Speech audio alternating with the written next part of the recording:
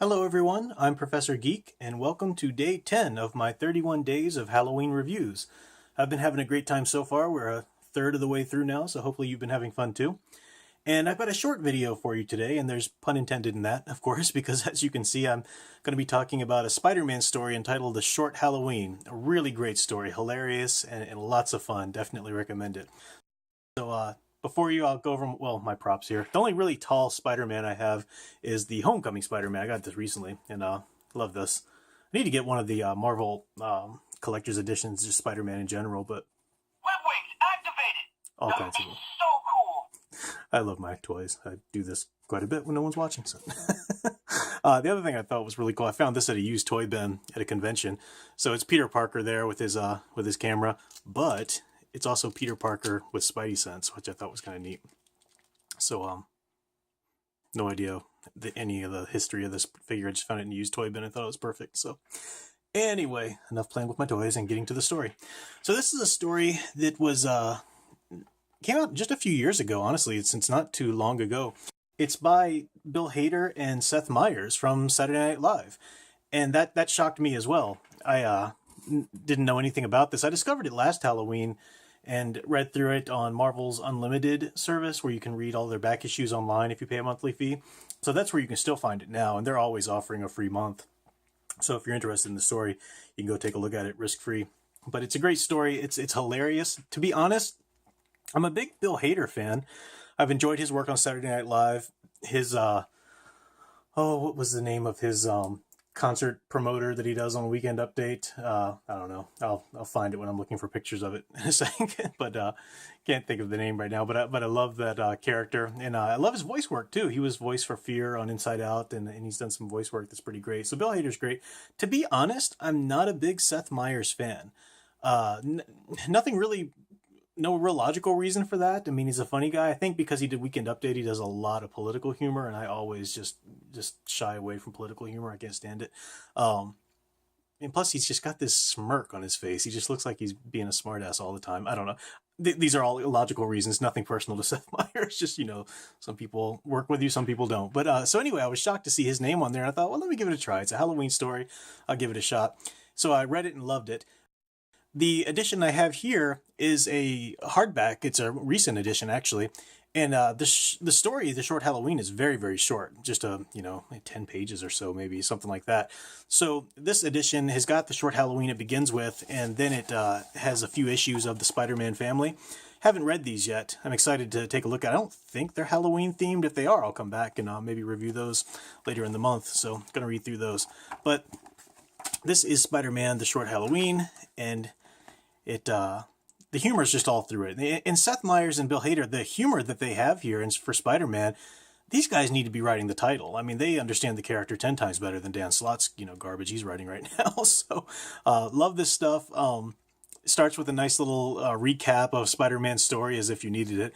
But I like the fact that he's dressed in his 60s nerd gear, it's like from the original. And then just to keep with the humor there, and they have to explain Halloween to us too. In the United States, Halloween is a holiday celebrated on October 31st, has its roots in the Christian holiday of All Saints, as well as the Celtic festival of Samhain. The modern holiday consists of costumes, trick-or-treating, and drunk yuppies who ruin your subway ride home. So that's that kind of dry humor you'll have throughout it. It's actually surprisingly well constructed as a short story too, because Spider-Man is all through it, of course, because it's his universe, but it's not really his story. It's the story of this guy, this new little supervillain by the name, he calls himself Fumes. And I won't give away the story because it's a lot of fun to read. All the funny stuff is there, but his character development is mirrored by another character. He's part of a new supervillain team. They call themselves the Furious Five, not realizing that they're plagiarizing Kung Fu Panda with that. So, that's a joke in the story about Kung Fu Panda and everything. So, but he's kind of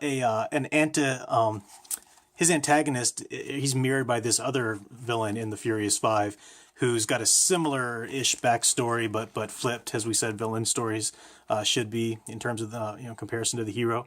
Not that Fumes is a hero, but he's our main character. So see great character progression in him. Good solid story, has a positive ending, and it's just hilarious.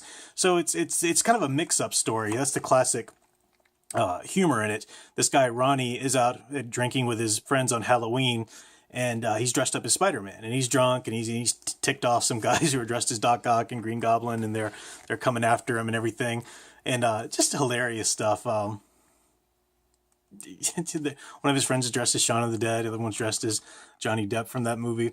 But anyway, something happens. Spider-Man gets knocked out by accident, and the friends go to haul who they think is their buddy inside, but they're actually hauling Spider-Man inside. So, drunk, passed out Ronnie in a Spider-Man costume finds himself still passed out, but in the middle of this big to-do with some supervillains and stuff like that. Great story, really funny. That humor, just to give you an idea of the humor, I'll read you this.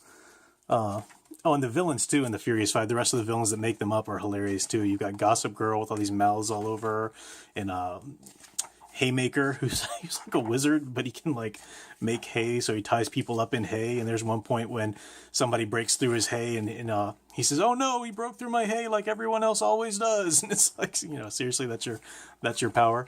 But I'll read this one thing for the humor. So this is Ronnie's friends.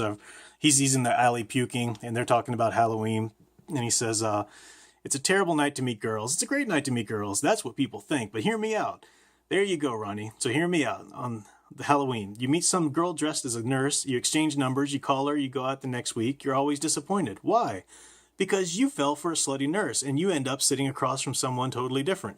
A regular nurse? If you're lucky, she's probably not a nurse at all. It's criminal. It's why I hate Halloween." So that's kind of a funny little joke, but it also mirrors the idea that people can be who they aren't on Halloween. They can be somebody else, and that's a theme we've been talking about in the stories throughout this vlog so far in these 10 days. And Spider-Man even talks about how he hates Halloween. His spider sense goes nuts because nothing is what it seems, and he thinks people are villains and they're not, and so forth. That's a beginning little inner monologue from Spider-Man. That sets the theme, and then you've got them talking about this as well. The whole, of course, Ronnie being mistaken for Spider-Man, the other bar guys dressed up as villains being mistaken for villains. So there's that whole theme going through it. And then it does have a deeper resonance because Fumes, this character here is our main character.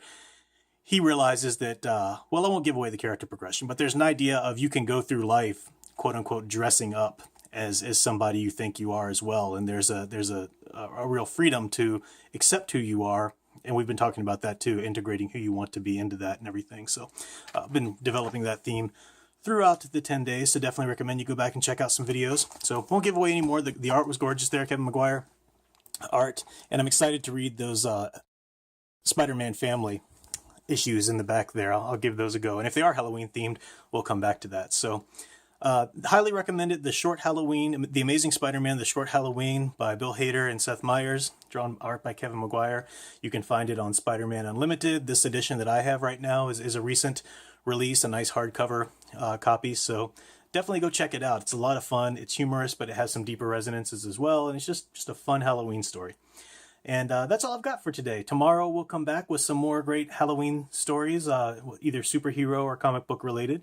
If this is your first time joining us, please do go back and check out some of my other stories. This is day 10, so you've got a wealth of days to go back and check out. And we've got 21 more, and I'll be with you each and every one of those days with a new story recommendation and hopefully some deeper truths or whatever we can dig out of these stories for life. So until tomorrow, keep enjoying and digging deeper into the superhero and Halloween stories you love.